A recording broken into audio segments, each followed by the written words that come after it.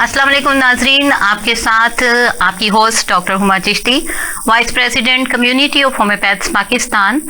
हमेशा की तरह एक बहुत ही ज़बरदस्त टॉपिक के साथ अपने प्रोग्राम का इब्तिदा करते हैं और उसमें आज हम बात करेंगे गाल स्टोन्स के हवाले से, जीबी पेन के हवाले से। इसको जीबी पेन भी कहते हैं, जीबी स्टोन्स भी कहा जाता है और कोलीलिथियासिस के नाम से हम जानते हैं। हम बात करेंगे आम लफ्जों में पित्ते की दर्द और पित्ते की पथरियों के हवाले से, जो बहुत ज्यादा कॉमनली फीमेल्स में ये प्रॉब्लम देखने में आता है। ऑल्दो कि ये एक ऐसा प्रॉब्लम है कि ना सिर्फ फीमेल्स में बल्कि मेल्स में भी होता है, लेकिन मोस्टली ये फीमेल्स में ये प्रॉब्लम बहुत ज्यादा देखने में आती है और वो बहुत ज्यादा पेनफुल कंडीशन होती है। खाने पीने के हवाले से मसाइल होने लगते हैं, डाइजेशन के प्रॉब्लम होने लगते हैं और बहुत सारी इस किस्म की प्रॉब्लम होती है कि इवन पेशेंट के लिए बैठना भी दोबर हो जाता है और कांस्टेंट पेन जो है वो बहुत ज्यादा तकलीफ देती है। तो सबसे पहली बात ये कि होम्योपैथिक के हवाले से आपसे जिक्र करती चलूं कि होम्योपैथिक में इसका बहुत ही क्योरेबल ट्रीटमेंट मौजूद है, जबकि एलोपैथिक वे ऑफ ट्रीटमेंट के हवाले से अगर बात की जाए तो वहाँ इसके ट्रीटमेंट के हवाले से सिर्फ और सिर्फ ऑपरेशन रिकमेंड किया जाता है और इसको पित्ते को यानी जीबी को रिमूव कर दिया जाता है। तो ये तो एक हल है ही, लेकिन अगर ट्रीटमेंट से, मेडिकेशन से ये ठीक हो सके तो ये इससे ज्यादा बेहतर मैं समझती हूँ कोई और बात नहीं होगी। इस हवाले से डिस्कशन करते हुए आपको जैसे जैसे हम इंफॉर्मेशन देंगे, यहाँ ये बताती चलूं कि हमारे साथ आज हमारा जो डॉक्टर्स का पैनल मौजूद है, हमारे साथ हमारी माहिर ग़िज़ाइयत हैं डॉक्टर फिजा मुश्ताक। बहुत शुक्रिया डॉक्टर फिजा, आप हमारे साथ ज्वाइन किया आपने प्रोग्राम, आपके आने का शुक्रिया। और डॉक्टर आयशा उसामा हमारे साथ जो होम्यो एक्सपर्ट हैं और अरसा 15-20 साल से अपनी खिदमत अंजाम दे रही हैं होम्योपैथिक में और आज के टॉपिक के हवाले से बहुत ज़्यादा अच्छे तजर्बात रखती हैं। तो इस हवाले से हम इनसे होम्योपैथिक मेडिसिन भी पूछेंगे और आपको ग़िज़ा के हवाले से भी गाइड करेंगे। प्रॉपरली हम अपने प्रोग्राम का आगाज़ करते हैं और सबसे पहली बात जिसका जिक्र करना चाहूँगी वो है जीबी यानी गाल ब्लैडर। तो कॉमन पर्सन के लिए भी और स्टूडेंट्स के लिए भी और सभी के लिए ये जानना सबसे इम्पोर्टेंट है कि ये पित्ता या गाल ब्लैडर ये है क्या चीज़। जी डॉक्टर फिजा, हमें बताइएगा इस हवाले से। हमारी जो गैस्ट्रोइंटेस्टाइनल ट्रैक है, हमारा डाइजेस्टिव ट्रैक है, जो पूरा गॉल ब्लैडर का एक बहुत इंपॉर्टेंट हिस्सा है। सही। हम जो फूड लेते हैं उसमें हमारा मेजर पार्ट होता है फैट का, जो कि कैलोरीज में भी सबसे ज्यादा होता है और उसका इम्पैक्ट हमारी बॉडी को उसको डाइजेस्ट करने में, एब्जॉर्ब करने में टाइम भी और एफर्ट भी ज्यादा पुट करनी पड़ती है। तो गॉल ब्लैडर हमारे लीवर के साथ कनेक्टेड है। हमारा लीवर बाइल एक ऐसा अल्कलाइन मिक्सचर है, ऐसा अल्कलाइन फ्लूइड है जो आपके जो फूड में होता है फैट उसको मल्सीफाई करता है, उसको छोटे छोटे ब्रेक डाउन करता है, ड्रॉपलेट्स में करता है ताकि उसकी डाइजेशन और एब्जॉर्प्शन बेहतर हो सके। सही। पर्टिकुलरली एक ऑर्गन है, ये ऑर्गन है, लेकिन जो लीवर है वो बाइल प्रोड्यूस करता है। प्रोड्यूस होने के बाद स्टोर गॉल ब्लैडर में होता है। जब आप फूड इनटेक करते हैं, फूड आपके इंटेस्टाइन्स में जाता है तो आपके इंटेस्टाइन्स हार्मोन रिलीज करती हैं, ठीक है, सीके के, और जो आपका गॉल ब्लैडर होता है वो फिर बाइल रिलीज करता है, जो कि आपके जो फैट्स हैं उनके फैट सेल्स थोड़े बड़े होते हैं, उनको एमल्सीफाई करता है, ब्रेक डाउन करता है और उसको easy to digest and absorb करता है। ठीक। तो नाज़रीन, जैसा कि गाल ब्लैडर के हवाले से आपने जाना कि ये एक ऑर्गन है और ये बाइल बनाता है और बाइल जो है उसका काम है जैसा कि डिपॉजिट्स जो हो जाते हैं उनको रिलीव करना, उनको टॉक्सिसिटी को दूर करना, ये कुछ इस किस्म के अफ़ाल सर अंजाम देता है जो हमारे ग़िज़ा के हज़म होने में मददगार साबित होते हैं। मज़ीद इस पे हम बात करते हैं, लेकिन इससे मज़ीद बात करने से पहले सबसे पहली बात जैसे कि पित्ता क्या है, और तो डॉक्टर आयशा मैं आपसे जानना चाहूँगी, जैसे पित्ते के बारे में पता चला कि ये एक ऑर्गन है और इस तरह से कहते हैं, मज़ीद इसके बारे में भी बोलिए और ये भी बताइए कि पित्ते की दर्द होती क्यों है। मैम, पित्ता जो होता है ना, हमारे अपर राइट साइड में जो है ना पार्ट में एक ऑर्गन मौजूद होता है लिवर के बिल्कुल नीचे, जिसमें जो है हमारे लिवर से बनने वाली बाइल जो है वो स्टोर की जाती है। एक छोटा और पीए शेप का ऑर्गन होता है जिसमें 50 ml के कैपेसिटी होती है जितना के बाइल इसके अंदर स्टोर हो सकता है। अच्छा। और इसकी जो पेन है उसकी बहुत सी वजूहत हैं। उसमें फर्स्ट जो वजह आ जाती है उसमें गॉल स्टोन की वजह से। अगर हमारी उसमें गॉल ब्लैडर में छोटे छोटे सख्त स्टोन बन जाते हैं जिनकी वजह से अक्सर वो बाइल डक्ट में जो है वो स्टक कर जाते हैं, ब्लॉक कर देते हैं उसको, जिसकी वजह से बाइल जो है वहां से रिमूव होकर आगे इंटेस्टाइन में नहीं आ पाता। अच्छा। जिसकी वजह से जो है वो वहां पर इन्फ्लेमेशन होना शुरू हो जाती है और वो जो है वो पेन और दर्द कॉज करना शुरू कर देता है। और सेकंड इसमें एक हमारे मिक्सचर ऑफ बाइल बन जाता है जिसको हम कोलेस्ट्रॉल कहते हैं। अगर वो बहुत हाई हो जाए तो उसकी वजह से अक्सर जो है इसमें पेन रहनी शुरू हो जाती है और पेन और डिस्कम्फर्ट स्टार्ट हो जाता है। कभी कभार इस पे अगर कोई चोट लग जाए या कोई ऑर्गन कोई डिस्टर्ब कर रहा है, लिवर कोई डिस्टर्बेंस हो रही है और बाइल प्रॉपर नहीं बन रहा, उसकी रुकावट आ रही है, तो भी इसमें इन्फ्लेमेशन कॉज होती है, जिसकी वजह से जो है वो इसमें पेन रहने लग पड़ती है। सही। और इसमें डिफरेंट इश्यूज आ जाते हैं। अगर आपको स्टमक इश्यूज भी आ रहे हैं तो उसके साथ भी अक्सर आपके गॉल ब्लैडर में जो है वो पेन स्टार्ट हो जाती है। अच्छा, यानी मैदे के मसाइल से भी पित्ते की तकलीफ जिसमें का हम कुछ है? स्टमक अल्सर कह देते हैं या IBS। इन दो इश्यूज की वजह से बहुत ज्यादा जो है ना इशू आता है कि आपके गॉल ब्लैडर में पेन रहना शुरू हो जाती है। बिल्कुल। जैसा कि डॉक्टर आयशा ने बताया, IBS के हवाले से भी बात की। IBS नाज़रीन इरिटेबल बाउल सिंड्रोम है और इसमें मैदा मुतासिर रहता है। पेशेंट अक्सर औकात जो है वो अल्सरेटिव कंडीशन में रहता है, मोशन लगे रहते हैं, पेट खराब रहता है, कुछ इस किस्म की कंडीशन होती है। तो ये कुछ इस किस्म की कंडीशन हैं जो कि पित्ते की तकलीफ से मिलती जुलती हैं। इसमें हम डिफ्रेंसिएशन करेंगे कि कैसे पता चल सकता है कि पित्ते की ही तकलीफ है या मैदे की तकलीफ हो रही है या पर्सन को जिगर की तकलीफ है। ये तमाम बातें आपके सामने वाज़ेह की जाएंगी ताकि आप ये जान सकें कि आपके पास जो मौजूद पेशेंट है या जो कोई पर्सन जिसे आप देख रहे हैं तो पित्ते की तकलीफ में मुब्तला है या कोई और प्रॉब्लम है उसको। तो यहाँ नाज़रीन एक चीज़ बहुत ज़्यादा नोटिस करने वाली है कि जैसे डॉक्टर आयशा ने कहा कि कोलेस्ट्रॉल जो है वो ज़्यादा जब होना शुरू होता है तो उसकी वजह से पित्ते की अंदर पथरियाँ बनना शुरू होती हैं। यहाँ बात अहम ये मैं निशानदेही करना चाह रही हूँ कि जब कोलेस्ट्रॉल कहीं बढ़ता है अमूमन हमारा ध्यान हार्ट डिजीजेस की तरफ जाता है और पित्ते की तरफ नहीं आता। हम लोग ये सोचते हैं कि कोलेस्ट्रॉल बढ़ा हुआ है तो यकीनन इसको कोई हार्ट इशू जो है हो सकता है या ये कि दिल के हवाले से एहतियात बताना शुरू कर देते हैं। तो ये चीज़ भी नोटिसेबल है कि कोलेस्ट्रॉल ना सिर्फ दिल के लिए बल्कि इस प्रॉब्लम के लिए भी काफ़ी नुकसानदेह होता है। तो कोलेस्ट्रॉल का लेवल नॉर्मल रहना बहुत ज़रूरी होता है। इस हवाले से मज़ीद बात करते हैं जी डॉक्टर फिजा, बाइल क्या होती है? ये बाइल का हमने जिक्र किया बार बार, इसमें होती है, बनती है, तो ये क्या है? बाइल एक फ्लूइड, ऐसा फ्लूइड है जो आपके मिक्सचर अल्कलाइन इसकी नेचर होती है और ये आपके जो फैट है उसके ब्रेक डाउन करने में, एब्जॉर्ब करने में, डाइजेशन में हेल्प करता है। जो बाइल है वो मिलके बनता है पानी से, कोलेस्ट्रॉल से, इलेक्ट्रोलाइट्स होते हैं इसमें और इसके अंदर फाइटोकेमिकल्स होते हैं। सही। ठीक है, इनको मिलके बाइल बनता है। इसमें कैल्शियम मौजूद है, पोटेशियम मौजूद है, बाइकार्बोनेट्स मौजूद हैं, लेसिथिन जो है फाइटोकेमिकल मौजूद है जो बाइल को कॉम्पिटेंट करता है फैट की ब्रेकडाउन के लिए। जब हम कोई भी मील लेते हैं तो उसमें जितना फैट कंटेंट होता है उसको जरूरत है, क्योंकि हमारी बॉडी में जितना कोलेस्ट्रॉल या जितना फैट रिक्वायर्ड है हमारा लिवर उसको बना लेता है और जितना हम फूड के साथ इंटेक करते हैं वो एक्स्ट्रा होता है और उसको ब्रेक डाउन करने के लिए एक्स्ट्रा एफर्ट चाहिए और उसके लिए बाइल लगता है। यानी फैट्स जरूरी तो है बॉडी के लिए, लेकिन जरूरत से ज्यादा फैट जो है वो कोलेस्ट्रॉल के बनने का सबब बनता है। जी, तो वो उसके ब्रेकडाउन के लिए बाइल लिवर प्रोड्यूस करता है क्योंकि हमारी बॉडी में कंपनसेशन सब हर चीज की मौजूद है।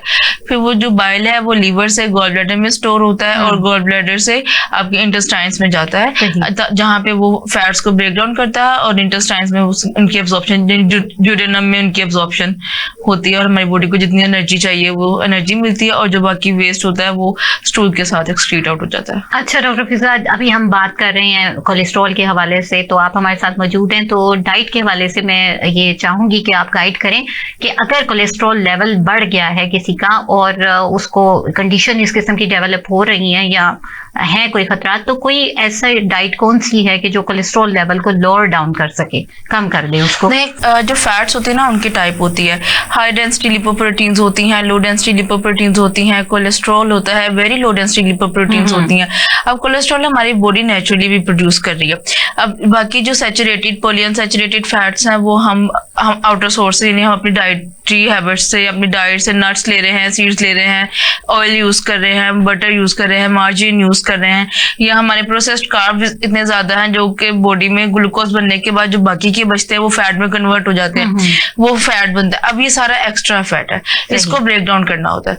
तो जब एक लिमिट से ज्यादा फैट हम लेते हैं ना, अब जैसे डॉक्टर आयशा ने भी बताया था कि गॉल ब्लैडर में 50 ml की कैपेसिटी है बाइल को स्टोर करने के लिए। अब वो 50 ml जो बाइल है वो जितना फैट ब्रेक डाउन कर सकता है उतना करेगा, तो जो बाकी है वो एक्स्ट्रा रह जाएगा, देखो वो तो स्टोर हो जाएगा, वो तो स्टोर हो जाएगा। उससे बाल की जो सैचुरेशन है वो थिक हो जाएगी, सैचुरेटेड हो जाएगा, कोलेस्ट्रॉल सैचुरेशन ज्यादा हो जाती है बाल में, जिसकी वजह से जो है वो बाइली डक्ट में इन्फेक्शन हो जाता है, इन्फ्लेमेशन हो जाती है, अगर बहुत सेवियर हो जाता है परफोरेशन हो जाती है, हेमरेज हो जाता है गॉल ब्लैडर में, या पैंक्रियास जो है वो डैमेज होता है, बहुत सारे इश्यूज और होने लग जाते हैं, कॉम्प्लिकेशंस बहुत सारी मल्टीपल कॉम्प्लिकेशंस होती है बहुत सेवियर पेन के साथ। अब हमने देखना कि हमारा कल्प्रिट क्या है, मेन कल्प्रिट फैट है। तो जब हम डाइट को कंट्रोल करते हैं तो हम सबसे पहले फैट निकालते हैं। अब हम बिल्कुल फैट निकाल ही नहीं सकते, हमारा खाना भी फैट में बन रहा है, हमारा जो खाने का इंटेक है वो कहीं ना कहीं फैट मौजूद होता है उसके अंदर। देखिए खाना बनाते हैं जब हम वो ऑयल में ऑयल के बगैर हाँ जी बिल्कुल ऐसे ही, मीट यूज कर रहे हैं उसमें फैट कंटेंट है, तो हम क्या करते हैं कि हम जो मैक्सिमम फैट है ना उसको निकालते हैं, हम हेल्दी फैट के साथ रिप्लेस करते हैं ताकि वो बॉडी को नुकसान न दे। जो आपके प्लांट बेस्ड ऑयल्स होते हैं उनको रिप्लेस कर देते हैं ऑलिव ऑयल के साथ, ठीक है, बटर एंड मार्जिन को रिप्लेस कर देते हैं देसी घी के साथ। लेकिन देसी घी भी 1 टेबलस्पून से ज्यादा हम एक दिन में इस्तेमाल नहीं कर सकते, लिमिटेड अमाउंट, ज्यादा मिसयूज नहीं करना चाहिए।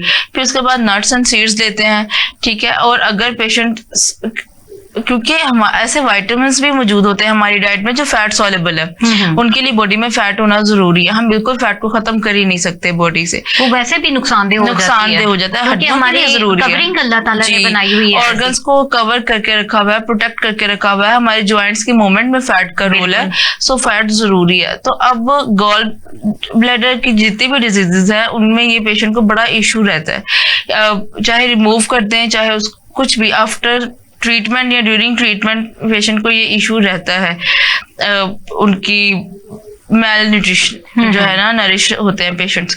तो अब हम क्या करते हैं कि हम कार्बोहाइड्रेट्स को कॉम्प्लेक्स कर देते हैं, क्योंकि उसमें फाइबर इंटेक ज्यादा हो जाता है, वो फिलिंग भी ज्यादा होते हैं, ठीक है, और थोड़ी एनर्जी भी ज्यादा देते हैं, और जो है फैट का कंटेंट भी कम हो जाता है।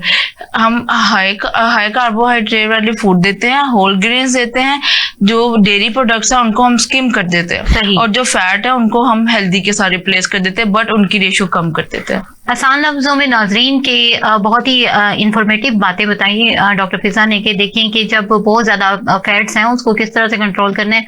अगर हंडिया बन रही है, वो घी या ऑयल की बजाय अगर ऑयल यूज करना है तो वो ऑलिव ऑयल यूज किया जाए, यानी जैतून का तेल, और अगर जैतून का तेल फिजिबल नहीं है तो फिर देसी घी की अमाउंट इस्तेमाल की जाए, और वो बिल्कुल इस तरह से कि जैसे लिमिटेड अमाउंट, यानी 1 आध चम्मच इस्तेमाल किया जाए, इससे ज्यादा नहीं। और वो जो एक ट्रेंड हमारे पंजाबियंस में मौजूद है कि रोटी के ऊपर घी लगाया जा रहा है, उसके अंदर लगाया जा रहा है, पराठा जात खाए जा रहे हैं, तो ये चीजें मना कर दी जाती हैं। ऐसे तमाम पेशेंट्स को जो कोलेस्ट्रॉल हाई इंटेक जिनका हो रहा होता है या उनकी लिपिड प्रोफाइल हाई होती है, तो वहां पर उनको रिस्ट्रिक्ट कर दिया जाता है इन चीजों के साथ। ये कुछ चीजें हैं, आपको time to time home remedies भी बताएंगे, और एक टिप मैं भी आपको शेयर करूंगी जो कोलेलिथियासिस के सिलसिले में बहुत ज्यादा फेवरेबल होती है। तो मजीद इसके हवाले से बात करते हैं। डॉक्टर आयशा, आप बताइएगा कि पित्ते में जो सोजिश होती है वो भी तो हो जाती है ना, और हम स्टोन्स का आपने बताया कि स्टोन्स की वजह से पेन होती है, समटाइम्स स्टोन नहीं होते हैं, पेशेंट को सोजिश की वजह से पेन हो रही होती है, तो ये क्यों हो जाती है?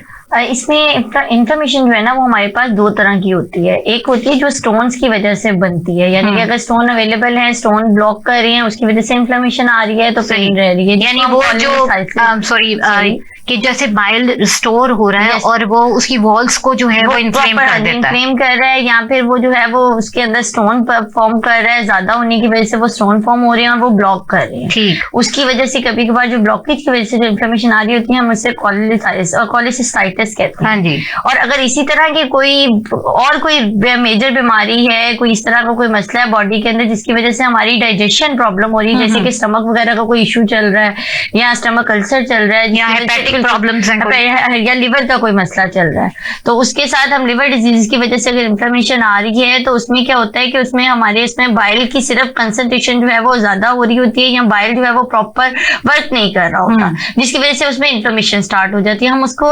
कैलकुलस जो है वो कैलकुलस सिस्टाइटिस कहते हैं, जिसको जो है ना यानी कि सोजिश भी मौजूद है और स्टोन डिजीज की वजह से, नहीं स्टोन के बगैर। अच्छा, स्टोन स्टोन के बगैर उसके अंदर जो है वो हमारे वहां पर जो है वो सोजिश होना शुरू हुई थी किसी और बीमारी की वजह से। कभी कभार पेट में कोई इन्फेक्शन हो जाए, वायरल बैक्टीरियल इन्फेक्शन की वजह से इन्फ्लेमेशन होना शुरू हो जाती है, वो अटैक कर देता है। या फिर वही बात आ जाती है, कोई कोलेस्ट्रॉल का लेवल हाई हो रहा है उसकी वजह से हो जाती है, या फिर कोई चोट लग गई है, या कोई फिजिकली जो है वो आपको वहां पर पैंक्रेटाइटिस का इशू आ रहा है, आपके पैंक्रियाज में जो है वो आपके वहां पे सोजिश होने लग गई है, उसकी वजह से भी आपको अक्सर औकात गॉल ब्लैडर की पेन स्टार्ट हो जाती है। अच्छा डॉक्टर आयशा, अभी ये जो हमने डिस्कशन की कोलेस्ट्रॉल के हवाले से की और ये सोजिश के हवाले से, तो यहाँ चूंकि हम होम्योपैथी के हवाले से बात कर रहे हैं तो काइंडली हमें बताइएगा कि कोलेस्ट्रॉल के लिए कौन सी मेडिसिन हैं जो कि फेवरेबल हो सकती हैं।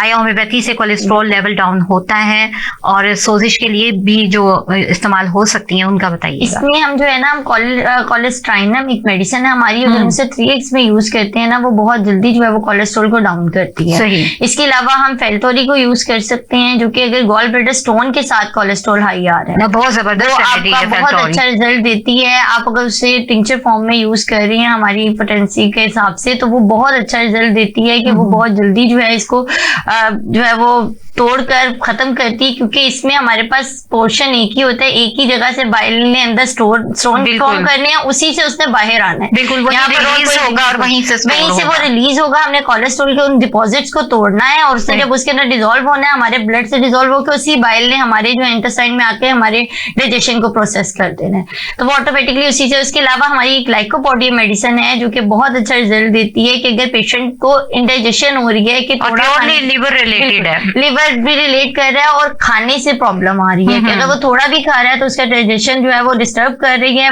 उससे ब्लॉटिंग खाया नहीं जा रहा, तो ब्लॉटिंग हो रही है, गैस बन रही है, कोई भी स्टमक इशू आ रहा है, उसके साथ अगर गॉल ब्लैडर की पेन रह रही है स्टोन की वजह से, तो लाइकोपोडियम बहुत अच्छा काम। और एक और बात मैं यहाँ पर ऐड करूंगी, फीमेल में अक्सर जो है वो फीमेल में ज्यादा ये स्टोन्स होते हैं, तो ये हमारे हार्मोनल इम्बैलेंस की वजह से जो है ना हमारी फीमेल के अंदर जो है ये स्टोन्स बन रहे होते हैं। इस वजह से भी यानी हो जाती है। एस्ट्रोजन हमारा एक हार्मोन है जिसकी वजह से ये प्रॉब्लम। यहाँ पर हमारी एक मेडिसिन है पल्स टीला, जो पेन के लिहाज में अगर आप उसे यूज करवाते हैं तो बहुत आउट क्लास रिजल्ट देती है। इसका रिजल्ट मैंने बहुत अच्छा दिया, बेहतरीन। और जहाँ ये सारी बातचीत हो रही है, डॉक्टर फिजा, मैं आपसे ये जानना चाहूंगी कि देखिए हम बात कर रहे हैं कि फीमेल्स में होते हैं, मेल्स में, यहाँ एक तो ये कि रेशो ज्यादा किसमें है, और दूसरी ये बात कि क्या वाकई मेल्स में भी ये प्रॉब्लम हो जाती है? मेल्स में भी प्रॉब्लम हो जाती है। देखिए, अब रीजन तो फैट है ना, कोलेस्ट्रॉल है या बिलिरुबिन है, कि आरबीसीज बहुत ज्यादा ब्रेकडाउन ज्यादा हो रही है, या हिमोलिटिक एनीमिया हो गया है, तो ये जेंडर स्पेसिफिक नहीं है, हो जाते हैं। फीमेल में ज्यादा इस वजह से है क्योंकि जैसे डॉक्टर आयशा ने बताया हार्मोनल होता है फीमेल में। अब अगर वो कोई ओरल कॉन्ट्रासेप्टिव ले रही हैं, या वो प्रेग्नेंट हैं, या किसी तरह की इस तरह से मतलब हार्मोनल रिप्लेसमेंट थेरेपी वो ले रही हैं, तो आपके एस्ट्रोजन और प्रोजेस्टेरोन हार्मोन दोनों इफेक्ट होते हैं। तो एस्ट्रोजन जब एलिवेट करता है तो वो कोलेस्ट्रॉल की सैचुरेशन बाइल में बढ़ा देता है। जब कोलेस्ट्रॉल की सैचुरेशन बाइल में बढ़ जाती है तो वो स्टोन्स फॉर्म करता है, ठीक है, क्योंकि वो फिर कोलेस्ट्रॉल स्टोन्स बन जाते हैं। और जो प्रोजेस्टेरोन है, प्रोजेस्टेरोन क्या करता है कि आपके जो ऑर्गन्स के स्मूथ मसल्स होते हैं उनको रिलैक्स करता है, ठीक है। जब प्रोजेस्टेरोन स्मूथ मसल्स को रिलैक्स करेगा तो जो आपका एंजाइम है या हार्मोन है जो है सिस्टोकाइनिन, कोलिसिस्टोकाइनिन, वो क्या होता है, वो डिक्रीज कर देता है। इसका काम क्या है, वो कॉन्ट्रैक्ट करता है। जब हम फैट इंटेक करते हैं, बॉडी में फैट गया है, तो जो कोलिसिस्टोकाइनिन है इसने क्या करना है, इसने गॉल ब्लैडर को कॉन्ट्रैक्ट करना है जिससे बाइल रिलीज होना है, ठीक है। तो जब ये डिक्रीज हो जाएगा तो बाइल रिलीज नहीं होगा, वो गॉल ब्लैडर में ही रहेगा, ठीक है। जब बाइल रिलीज नहीं होगा, वो गॉल ब्लैडर में ही स्टोर रहता है, यानी कि स्टेसिस बोलते हैं इसको। तो वो फिर वो या स्लज फॉर्मेशन हो जाती है या वो स्टोन्स फॉर्मेशन हो जाती है, ये हार्मोन्स करते हैं। इसके अलावा यहाँ ब्रेक का कहा जा रहा है, यहीं से हम कंटिन्यू करते हैं और मिलते हैं ब्रेक के बाद। जी तो वेलकम बैक नाजरीन, हम बात कर रहे हैं कोलीलिथियासिस के हवाले से, पित्ते की पथरी और पित्ते की दर्द के हवाले से कि पित्ते में दर्द क्यों होता है और इसकी क्या वजूहात होती हैं। हम बात कर रहे थे डॉक्टर फिजा से और आप बता रही हैं हमें इस हवाले से। जी कंटिन्यू कीजिएगा। तो हार्मोन्स के बाद हम बात कर रहे थे फीमेल्स का लाइफस्टाइल पे, हमारा लाइफस्टाइल हमारी फीमेल्स का बहुत सेडेंटरी होता है, वर्कआउट नहीं कर रही, जिम नहीं जा रही, कोई होम वर्कआउट नहीं कर रही, अच्छा, एक्सरसाइज यहाँ नहीं कर एक रही। चीज कहना चाहिए, आपने कहा कि इस तरह से सेडेंटरी होता है ना, लेकिन फीमेल्स तो कहती है ना कि हम तो सारा दिन घर में काम करते रहते हैं। ऐसा नहीं होता। जब हम घर के काम, अगर सफाई, चलें सपोज हम कहते हैं सफाई करें, वैसे भी अब सफाइयाँ मोस्टली मेड्स कर रही होती हैं और वो हमसे कम बीमार होती हैं। सही, बिल्कुल। वो हमसे ज्यादा एक्टिव होती हैं। लेकिन अगर हम खुद भी घर के काम करती हैं तो 1 घंटा हार्डली लग जाता होगा। और अब जो झाड़ू है या जो मॉप लगाते हैं वो खड़े होकर लगाने वाले आ गए हैं। एग्जैक्टली। हाँ जी, या वैक्यूम क्लीनर्स आ गए हैं, घरों में कारपेट बिछ गया, डस्ट बिछ गया, एक्सरसाइज हो ही नहीं रही। वो वार्म अप भी नहीं हो रहा है, एक्सरसाइज तो फिर दूर की बात आ जाती है। या अगर बर्तन धुल रहे हैं तो खड़े होकर धुल रहे हैं, कपड़े धुल रहे हैं तो मशीनों पे धुल रहे हैं। अब हम कौन से नहरों पे जाके कपड़े धोती हैं? तो ये तो आप कोई एक्सक्यूज काम ही नहीं कर सकती। एक हमारा लाइफस्टाइल बहुत सेडेंटरी होता है, ऊपर से फास्टिंग, हम लोगों का खाने पीने का ध्यान नहीं होता।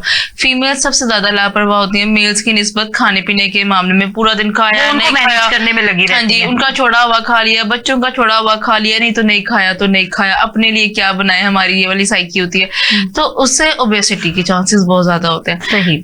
ओबेसिटी के चांसेस, फीमेल्स ज्यादा ओबीस होती हैं, और जब फीमेल ज्यादा ओबीस होती हैं तो ओबेसिटी के साथ सबसे ज्यादा पहले क्या आता है? इंसुलिन रेजिस्टेंस, कि आपके लीवर के सराउंडिंग पे फैट एक्यूमुलेट हो गया है, जिसकी वजह से इंसुलिन रेजिस्टेंस हो गया है। अब जब इंसुलिन रेजिस्टेंस हो गया, आपके लीवर की आउटर एरिया में सारा फैट है, तो फिर बाइल भी रिलीज नहीं होता, फैटी लीवर हो जाता है। फैटी लीवर की वजह से अब वो बाइल के जो रिलीज है या बाकी जो सिंथेसिस है वो कम हो जाती है।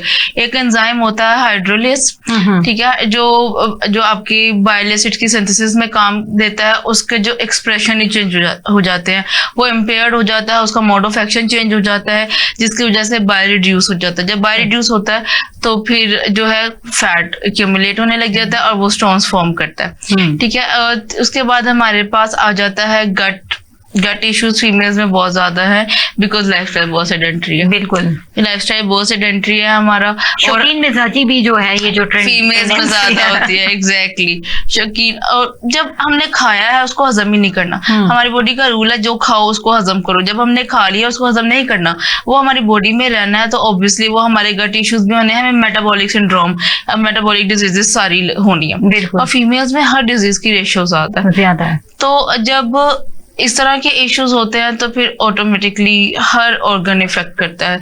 जो गट माइक्रोबायोटा है, जब वो इम्पेयर होता है, वो भी बाइल की रिडक्शन को रिड्यूस कर देता है, वो भी बाइल स्टोन्स और इन्फ्लेमेशन और इन सारी चीजों में कंट्रीब्यूट करते हैं। लीवर डैमेज होता है, वो भी कंट्रीब्यूट करता है, ठीक है। और इसके अलावा जितने भी इश्यूज है, अगर इंटेस्टाइनल ऑब्स्ट्रक्शन हो गई है कोई, या कोई हार्ट डिजीज हो गई है, या स्ट्रेस है, या बहुत ज्यादा फास्टिंग है, तो ये सारी चीजें कंट्रीब्यूट कर रही होती हैं इस चीज में। अच्छा, वो क्या कहते हैं, गुस्से के वाले से भी कहा जाता है कि क्या कहते हैं, किसी को बहुत गुस्सा आता हो तो कहा जाता है इसका पित्ता ही निकाल दिया जाए तो इसको गुस्सा नहीं आएगा। इसका क्या लॉजिक है कुछ इस हवाले से? गुस्से के हवाले से ये ऐसा कोई ऐसी इसमें कोई साइंटिफिक वो नहीं मिलती कि गुस्सा आया तो पिता, ये तो फिर जुल्म करने वाली बात होगी कि गुस्सा आया तो सीधा अटैक पित्ते पे कर दिया जाए। ये होता है कि बिहेवियर चेंजेस होते हैं। जब बिहेवियर चेंजेस होते हैं, बॉडी स्ट्रेस होती है, जो कंटेंट्स होते हैं उनका मतलब आई थिंक एंगर के साथ कुछ थोड़ा कंपैटिबिलिटी होती होगी। इतनी नहीं होती। सही। हाँ जी, कि एक ऑर्गन ही डैमेज हो जाए, इस तरह से नहीं होता। लेकिन जो ये है कि बॉडी अंडर स्ट्रेस होती है। जब बॉडी अंडर स्ट्रेस होती है तो फिर जो फंक्शंस है वो कॉम्प्रोमाइज होते हैं। सही। इन अ शॉर्ट रन होते हैं, लेकिन होते हैं, कॉम्प्रोमाइज हो जाते हैं। जी। अच्छा नाज़रीन, आपको बताती चलूं कि जैसे अभी अब जिक्र हुआ कि फीमेल्स में चूंकि इसकी रेशो ज्यादा होती है, और शायद यही वजह है कि मेल्स में कम, जैसे हमने कहा कि मेल्स में एक्टिविटी लाइफ की जो है वो कुछ ज्यादा होती है और फीमेल्स में कुछ कम होती है, क्योंकि उन्हें बाहर आना जाना पड़ता है मेल्स को। तो 6% जो है वो मेल्स में ये कंडीशन पाई जाती है और 10% जो है वो फीमेल्स में होती है। तो इससे आप अंदाजा कर सकते हैं कि किस हद तक फीमेल्स में ये ज्यादा प्रॉब्लम देखने को मिलता है। अच्छा डॉक्टर आयशा, आप इस हवाले से हम बात करते हैं कि हम पित्ते की पत्थरियों के हवाले से बात कर रहे हैं, तो पित्ते में पत्थरी क्यों बन जाती है और इसकी क्या वजूहात होती हैं? इसमें मैंने आपको भी बताया सबसे पहले कि एक्सेसिव कोलेस्ट्रोल, कोलेस्ट्रॉल ज्यादा होने लगेगा तो ये स्टोन फॉर्मेशन करेगा। हमारी बॉइल की जो है वो इम्बैलेंस हो रहा होगा, उसमें कोई एक्स्ट्रा जो है वो कोलेस्ट्रॉल या कोई भी अदर प्रोडक्ट जो है वो प्रॉपर वर्क नहीं कर रहा होगा, तो उसकी वजह से स्टोन फॉर्मेशन हो जाती है। एक होता है हेमोलिटिक डिसऑर्डर, इसमें सिकल सेल एनीमिया या हेमोलिटिक एनीमिया हो रहा हो, उसकी वजह से भी आरबीसीज जो है वो ब्रेकडाउन हो रहे होते हैं, उसकी वजह से जो है वो स्टोन फॉर्मेशन स्टार्ट हो जाती है। और उसके अलावा जो है आपकी बाइल का वर्क जो प्रॉपर ना हो रहा हो, उसकी वजह से स्टोन बनना शुरू हो जाते हैं। सेकेंडली इसके जो रीजन आ जाती हैं, उसकी रीजन आती है या तो वो फैमिली हिस्ट्री में होता है। अगर फैमिली हिस्ट्री में हो कि आपके स्टोन किसी को फैमिली में रह चुके हैं तो फिर आपको चांसेस हैं। उसके अलावा आपका वेट अगर ज्यादा है और आप जो है वो हाई फैट डाइट ले रहे हैं, इस तरह की कोई डाइट ले रहे हैं तो पहले ही आप फैट भी हैं और फिर फैट इनटेक हो रहा है बहुत ज्यादा, उसकी वजह से जाहिर सी बात है वही भी डॉक्टर साहब ने जो बात की कि वो प्रॉपर नहीं हो रही होगी एब्जॉर्ब, तो वो जाहिर सी बात है वो एक एक्स्ट्रा एक मटेरियल बनता जाएगा जो कि फिर बाद में वो स्टोन फॉर्मेशन कर देता है। बिल्कुल। अब जैसे डाइट के हवाले से बात हुई, देसी घी का इस्तेमाल या इस किस्म का जो भी यूज, तो हमारे जो विलेज एरियाज हैं उनमें यूटिलाइज कर लिया जाता है इस चीज को ड्यूरिंग वर्कआउट। उनके वर्कआउट बहुत ज्यादा होते हैं, हमारे वही बात के सेडेंटरी लाइफ की वजह से वो चीजें नहीं यूटिलाइज नहीं हो पाती और सो वो स्टोर हो जाती है। वही बात अभी डॉक्टर साहब ने जो की, यही बात के घर के काम में तो आपका वो ज्यादा लेवल स्ट्रेस का लेवल होता है, अभी आपने ये काम खत्म करना है, प्रेशर है आपका बिल्कुल नेक्स्ट कोई ना कोई प्रेशर आपके दिमाग पर चल रहा है, आप रिलैक्स होकर कोई काम नहीं कर रहे, आप जो है वो फिर उसमें वो वर्क नहीं होता, वो सिर्फ टेंशन ही होती है। सही, तो टेंशन नहीं लें, काम करें, जो होता है करते जाएं और टेंशन फ्री होके करें और अपनी इंटेक के हवाले से ख्याल रखें कि आपको अपनी डाइट का ख्याल रखेंगे तो आप सेहतमंद रहेंगे। जी, तो डॉक्टर फिजा आप हमें बताइएगा कि जो पैथोफिजियोलॉजी क्या है, हमारे स्टूडेंट्स जानना चाहते हैं, सुनते हैं हमें कि जो पथरी बनती है, स्टोन फॉर्मेशन होती है, इसकी बिहाइंड द सीन क्या क्राइसिस होता है? स्टोन 3 तरह के बन रहे होते हैं। एक तो कोलेस्ट्रॉल स्टोन है जो कि बहुत कॉमन है, 80% कोलेस्ट्रॉल स्टोन होता है, ठीक है। वो हम poly unsaturated fats consumption usually देखा जाए तो वो जो कोलेस्ट्रॉल की सोलिबिलिटी को बढ़ा देता है, लेकिन एक्सेसिव हो जाए तो वो नुकसान देता है, ठीक है। वो हमें मिल रहा होता है, नट्स से मिल रहा होता है, सीड्स से मिल रहा होता है। अब हम इन चीजों को भी एक्स्ट्रा कंज्यूम करते हैं तो फिर उसकी वजह से ज्यादा हो जाता है, ठीक है। हमारे प्लांट बेस्ड जो एक्सट्रैक्टेड ऑयल्स होते हैं उनमें मिल रहा होता है omega 3 and omega 6। Omega 3 is healthy, omega 6 is also healthy, लेकिन एक लिमिट तक, उसके बाद वो नुकसान देने लग जाता है, ठीक है। उसके बाद जो हमारे दूसरे स्टोन्स होते हैं वो होते हैं पिगमेंट स्टोन्स, जिसको हम बोलते हैं। अब वो या तो ब्लैक स्टोन्स होते हैं जो बिलिरुबिन के एक्यूमुलेशन की वजह से होते हैं, या ब्राउन स्टोन होते हैं। उसमें भी कैल्शियम जो है ना बिलिरुबिनेट ही होता है, लेकिन उसके साथ पाल्मेटेट भी होता है, कैल्शियम पाल्मेटेट भी होता है, और वो बाइलरी डक्ट में होता है। वो किसी बैक्टीरियल इन्फेक्शन की वजह से या किसी पैरासिटिक इन्फेक्शन की वजह से हो सकता है, और ये स्टोन थोड़े सॉफ्ट होते हैं। और जो ब्लैक स्टोन होते हैं वो ब्रिटल होते हैं, हार्ड होते हैं, वो गॉल ब्लैडर के अंदर होते हैं, और वो आरबीसीज के टूटने की वजह से गॉल ब्लैडर कैंसर हो गया है, या हिमोलिटिक एनीमिया हो गया है, सिकल सेल एनीमिया हो गया है, या लिवर सिरोसिस हो गया है, इनकी वजह से ये जो ब्लैक स्टोन्स होते हैं। अब स्टोन्स फॉर्म हो गए, वो कोलेस्ट्रॉल है, वो कोलेस्ट्रॉल के ड्रॉपलेट्स है, वो क्यूमुलेट होते गए गॉल ब्लैडर में भी। उसके बाद वो जो स्टोन्स है वो आपस में जुड़ जुड़ के बड़ा, वो एक गोल्फ बॉल जितना स्टोन बन जाता है, इतना बड़ा भी हो जाता है। बल्कि वाकई सुना है कि पेशेंट बताते हैं कि बिल्कुल वो सारा का सारा जब हम अल्ट्रासाउंड देखते हैं वो बिल्कुल जीबी साइज के मुताबिक फिट हुआ होता है उसके अंदर। इसी तरह, और अगर छोटे भी हो तो वो हंड्रेड्स में होते हैं, बहुत ज्यादा हो जाते हैं, बहुत मल्टीपल होते हैं। तो वो तो बल्कि एक पिछले दिनों काफी वायरल हुआ था, एक डॉक्टर ने एक अपने पेशेंट का गॉल ब्लैडर निकाला, उसमें से सारे गोल्डन स्टोन कोलेस्ट्रॉल निकाल के सारे स्टोन तो उसने नेकलेस बना के अपनी वाइफ को गिफ्ट कर दिया। तो ये इतने ज्यादा होते हैं, gold like stone, gold exactly. तो अब वो क्या करते हैं कि जब स्टोन फॉर्म हो गए हैं वो ग्रो करते हैं, एग्रीवेट करते हैं। तो जब वो ग्रो करते हैं तो जो कंडीशन होती है ना वो क्रोनिक होने लग जाती है। वो जो पेन है वो बहुत सिवियर हो जाती है, टेंडरनेस हो जाती है, बाइलरी डक्ट वो इन्फ्लेम्ड हो जाती है, अंदर जो म्यूकस लेयर होती है वो डैमेज होने लग जाती है, और अगर इसको ट्रीट ना किया जाए तो परफोरेशन हो जाती है, हेमरेज हो जाता है, जो कि फेटल होता है। तो अब तो बहुत, मैं हर मतलब हर घर में कोई ना कोई मैं एक आधा केस देख रही होती हूँ जो गॉल स्टोन्स का। तो फिर इनकी आगे ट्रीटमेंट मेथड्स में होम्योपैथी का ट्रीटमेंट आपने बता दिया, वो आपको मेरे से बेहतर आइडिया है, लेकिन एलोपैथी या बाकी जो जितने भी होलिस्टिक ट्रीटमेंट्स हैं उसमें नहीं होता। हम उनको कंट्रोल कर सकते हैं, उनको मैनेज कर सकते हैं, उनको हम ट्रीट नहीं कर सकते। But at the end removal ही इसका जो है वो है, रिमूव करना पड़ता है, या फिर अब जो है ना वो लिथोट्रिप्सी होती है, रेस के साथ उनको डिसॉल्व कर दिया जाए, तोड़ दिया जाए और वो एक्सक्रीट आउट रेस के जरिए उसको ब्रेक डाउन कर दिया जाता है। एग्जैक्टली। तो अगर तो साथ मोस्टली ऐसे होता है कि साथ स्टमक डिस्टर्ब हो जाता है, जो फ्लैचुलेंस हो गई है या जो ब्लोटिंग का इशू हो जाता है पेशेंट्स को, तो वो क्या होता है कि जो मोस्टली आपका बाइल है ना वो स्टूल के साथ बॉडी से निकालना शुरू कर देते हैं। वो आपके यूरिन को कलर भी दे रहा होता है, वो येलोइश होने लगता है जी, और उसके बाद आपके स्टूल को भी ब्राउन कलर दे रहा होता है।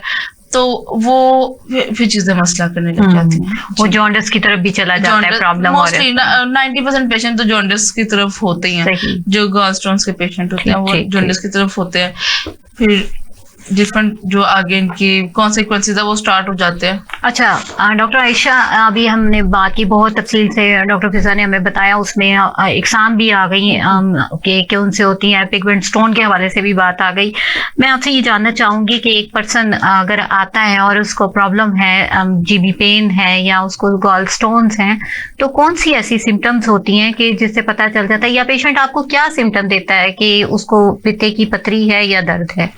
उसमें वो अपनी पेन, हमारे वही मैंने आपको बताया अपर पार्ट जो है हमारा राइट साइड का, वहां पर उसको पेन हो रही होती है बहुत शदीद। वो पेन इस तरह की होती है कि फ्रंट से स्टार्ट होकर हमारी बैक पे जा रही होती है। ये बहुत एक इसका मेन सिम्टम है। पेशेंट ये कंप्लेन करता है कि right side of the body, बिल्कुल right side of the body pain जो है वो फ्रंट से बैक में जा रही है और राइट शोल्डर के नीचे स्कैपुला के बिल्कुल अंडर वो बहुत जो है वो स्वेयर पेन हो रही होती है, जो कि पेशेंट के लिए अनबेयरेबल होती है। वो उसका रीजन ये होता है कि गैस बन रही होती है जो कि ट्रेवल कर रही होती है पेन के साथ, वो रेडिएटिंग फिर सारी उसकी रेस जाती है, पेन जो है वो बढ़ती जाती है। उसके अलावा जो है इसमें पेशेंट को वॉमिटिंग और नोजिया की बहुत कंडीशन होती है, यानी कि वो कुछ भी खा रहा है उसको एक तो टेस्ट फील नहीं हो रहा, दूसरा उसका वॉमिट बहुत ज्यादा कर रहा है, वॉमिटिंग स्टार्ट हो गई है अगर स्टोन बहुत ज्यादा बड़े हैं और वो ब्लॉक कर रहे हैं, तो अगर ज्यादा स्टोन्स बन गए हैं तो उस कंडीशन में ये सिम्टम आता है। इसके अलावा पेट में जो है वो टेंडरनेस का इशू हो जाता है, बहुत ज्यादा हार्डनेस दुखन रहने लगती है हर वक्त,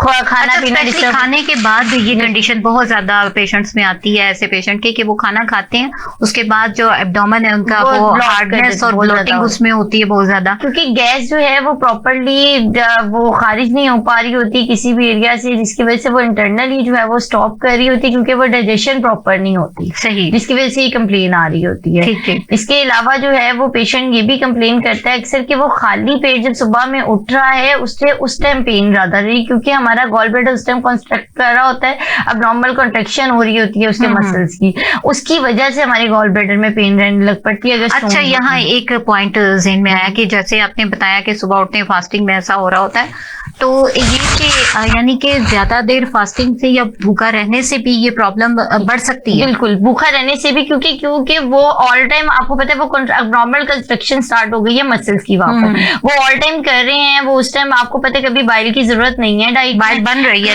लेकिन बन रही है, वो वहां से भी आगे आने की कोशिश कर रही है, लेकिन आगे जो है वो प्रॉपर हो जाएगी, क्योंकि वहां पर गॉल करने के लिए कुछ नहीं है आगे, गॉल ब्लैडर में जगह कम रह जाती है बाइल के स्टोर होने की कैपेसिटी, जिसकी वजह से वो फौरन कोशिश कर रहा होता है कि नेक्स्ट टू नेक्स्ट के अगला बाइल जो है उसको स्टोर करने की जगह मिलती है। अच्छा डॉक्टर आयशा, अगर इस तरह से मतलब एकदम से पेन की कंडीशन आती है और पेशेंट को बहुत ही सीवियर किस्म की पेन है, अभी यानी इस किस्म के पेशेंट आते हैं जो मोस्टली बहुत ज्यादा जो फीमेल्स कंप्लेंट करती हैं वो करती हैं बर्निंग किस्म की पेन हो रही होती है, उन्हें जलन हो रही होती है और कॉन्स्टेंट डल पेन जो है ना वो होती रहती है, तो उसके लिए हमारी होम्योपैथी क्या कहती है? में हमारी बेस्ट मेडिसिन है नेट्रमफॉस। बहुत अच्छा इसका रिजल्ट है, और इसके साथ हम मैकफॉस को ऐड करते हैं ताकि जो है वो थोड़ा सा वो पेन को, यानी कि ये हमारे फॉसेस हैं, हमारी बॉडी के मिनरल इंटरवल्स हैं जिनको हम कंप्लीट करते हैं थोड़ा सा, तो हमारी बॉडी की जो वो पेन है वो थोड़ी देर के लिए रिलैक्स कर जाती है, लेकिन वो प्रॉपरली खत्म नहीं होती। उसकी रीजन ये, जब तक वो स्टोन्स मौजूद हैं तब तक वो पेन रहनी है। सही। और अक्सर औकात वो स्टोन जब ब्रेक कर रहे होते हैं तब भी पेशेंट को अक्सर पेशेंट को पेन नहीं होती, वो बाय चांसली अल्ट्रासाउंड करवाया तो उसमें स्टोन आकर पता चलता है कि ऐसा है। आ गया तो वो पेशेंट आ जाते हैं मेडिसिन के लिए। जब उन्हें मेडिसिन देते हैं तो कोई हफ्ता 15 दिन बाद उन्हें पेन स्टार्ट होती है, वो फिर कंप्लेन करते हैं हमें पेन नहीं थी, लेकिन ये पेन क्यों हो रही है? वो जाहिर सी बात है, जब एक चीज वहां पर पड़ी थी, जब वो डिजॉल्व होने की कोशिश करेगी तो मूवमेंट स्टार्ट होगी जिसकी वजह से पेन बढ़ जाती है। ठीक, हमारा डाइजेशन प्रॉब्लम स्टार्ट हो जाता है जिसकी वजह से। सही। अच्छा, बहुत जबरदस्त मेडिसिन के हवाले से आपने बताया। तो डॉक्टर आयशा, अभी जैसे कि खाने के हवाले से हम बात करें, अभी हमने बात की कि एकदम से इस तरह से पेन होती है तो बड़ी ही एगनाइजिंग पेन होती है। तो मैं यहाँ शेयर करना चाहूंगी कि हमारी बहुत ही जबरदस्त पेन किलर कह लीजिए रेमेडी, लेकिन यहाँ सबसे पहले ये बताती चलूं कि सेल्फ मेडिकेशन हरगिज हरगिज हरगिज नहीं करनी। अपने डॉक्टर से मशवरा करके और फिर ही मेडिसिन का इस्तेमाल कीजिए। कैमोमिला हमारी मेडिसिन है जो सच टाइप ऑफ एगनाइजिंग पेन बहुत ही सूदिंग इफेक्ट देती है। ऑल नर्व्स पे जो होती हैं सिम्टम्स, उनके ऊपर भी बहुत अच्छा इफेक्ट होता है। तमाम नर्व्स चूंकि जो इन्वॉल्व होती हैं पेन के सिलसिले में, उनकी सेंसेशन को सूद करती है, रिलैक्स करती है और पेशेंट जो है सुकून में आ जाता है। तो इसको भी कंसीडर कीजिए। और ये मजीद इसके हवाले से हम बात करते हैं कि ये तो हमने बात की कि पित्ते का एक रोल है बाकायदा हमारी बॉडी में, और जब तक वो रोल चल रहा होता है तो उस सिलसिले में जो है पित्ता अच्छा काम करता है, फंक्शनिंग होती है। जहां फंक्शन डिस्टर्ब होता है वहीं पर प्रॉब्लम आना शुरू हो जाती है। अच्छा, पित्ते की पथरियां जब होती हैं तो डॉक्टर फिजा आप क्या देखते हैं कि पेचीदगियां क्या पैदा होना शुरू होती हैं? ऑल्दो कि हमने टाइम टू टाइम इसको डिस्कस किया है, लेकिन आसान लफ्जों में हमारे नाज़रीन के लिए कि कौन सी पेचीदगियां हो सकती हैं अगर पित्ते का मरीज है, उसका इलाज नहीं हो रहा, तो मजीद क्या क्या हो सकता है अगर नहीं होगा इलाज? कॉम्प्लिकेशंस आपके पास सबसे पहले आ जाती हैं इन्फ्लेमेशन।